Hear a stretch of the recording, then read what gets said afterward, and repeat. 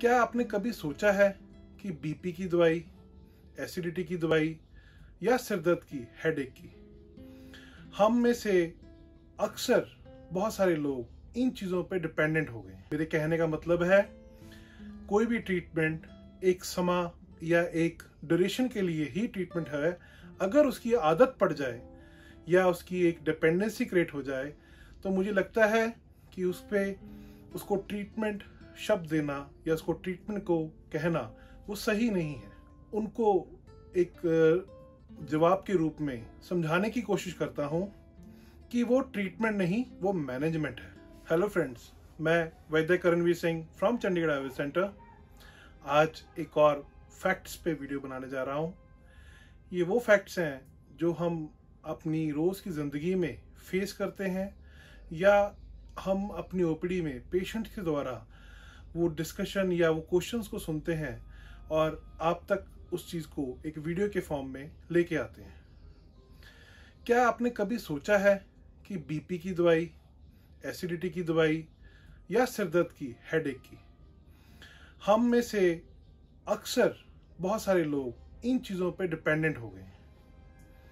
क्या आपको लगता नहीं कि कोई भी पैथी या कोई भी ऐसा इलाज, वो इलाज तब तक नहीं होता जब तक हम उसको छोड़कर भी ठीक ना रहें। मेरे कहने का मतलब है, कोई भी ट्रीटमेंट एक समय या एक ड्यूरेशन के लिए ही ट्रीटमेंट है। अगर उसकी आदत पड़ जाए या उसकी एक डिपेंडेंसी क्रिएट हो जाए तो मुझे लगता है कि उसको ट्रीटमेंट शब्द देना या उसको ट्रीटमेंट को कहना वो सही नहीं है।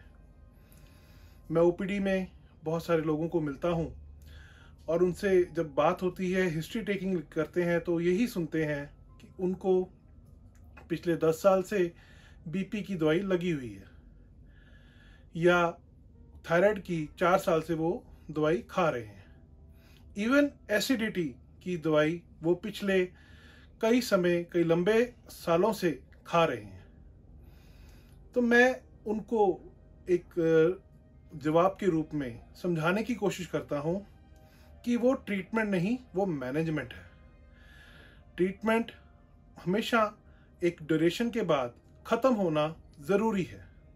अगर आपकी बॉडी को आदत लग जाए उस चीज़ की, तो मैं मानता हूँ वो आपकी बॉडी की इम्यूनिटी को और आपके मेटाबॉलिज्म को बहुत ही डिपेंडेंट कर आपकी सेहत को या आपके लाइफ स्पैन को कम करती है।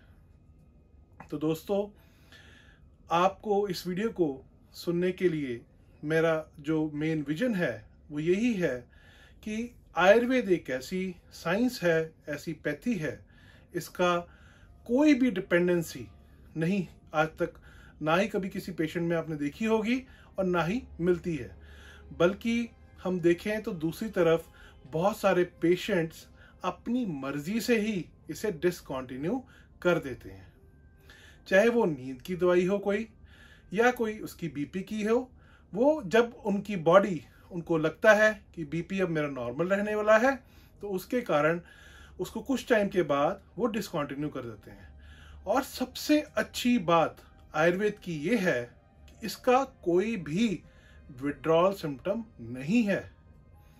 आप इसको बहुत ध्यान से सुने। विड्रॉल सिम्टम हर एक दवाई का या किसी भी पैथी का हमेशा आप देखते हैं। आप सिर्फ एक्सपेरिमेंट के रूप में अपनी 3 दिन के लिए एसिडिटी की सिंपल सी दवाई को बंद करके देखें, आपको उसका विड्रॉल सिम्टम समझ आ जाएगा। तो दोस्तों, मैं वैद्य करणवीर सिंह हमेशा कोशिश करता हूँ लोगों को सिर्फ दवाइयाँ प्रिस्क्राइब करना सीएसी का काम नहीं है।